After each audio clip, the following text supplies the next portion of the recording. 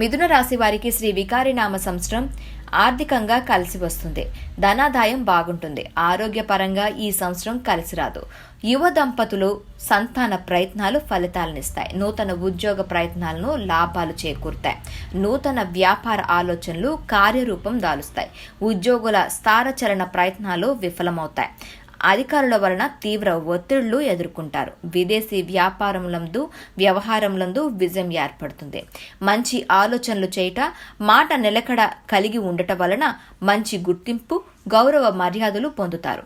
కుటుంబ బాధ్యతలు చక్కగా నిర్వర్తిస్తారు.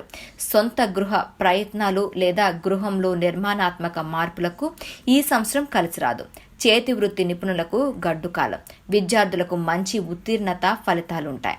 వ్యాపార రంగంలోని వారికి చక్కటి లాభాలు. భాగస్వామ్య వ్యవహారాదులు నష్టపరచును. కుటుంబ తగాదాలు పరిష్కారమవుతాయి. పుణ్యక్షేత్ర సందర్శన చేస్తారు.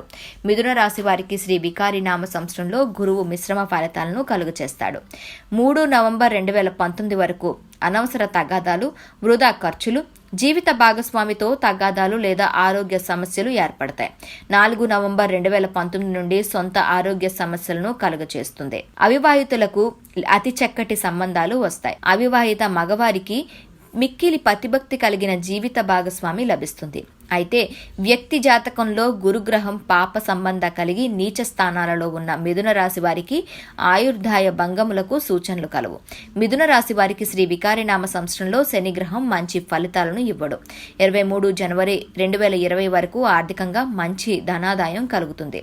ప్రథమ కలత్ర నష్టం జరిగి ద్వితీయ వివాహ ప్రయత్నములు చేస్తున్న వారికి చక్కటి జీవిత భాగస్వామి ఏర్పడతాడు. 24 జనవరి 2020 నుండి వారసత్వ పరంగా లభించిన భాగస్వామ్యంలో కొంత వ్యయం ఏర్పరచు సూచన కనిపిస్తుంది. వ్యక్తిగతంగా పూర్ణ ఆయుర్దాయం కలుగు చేస్తుంది.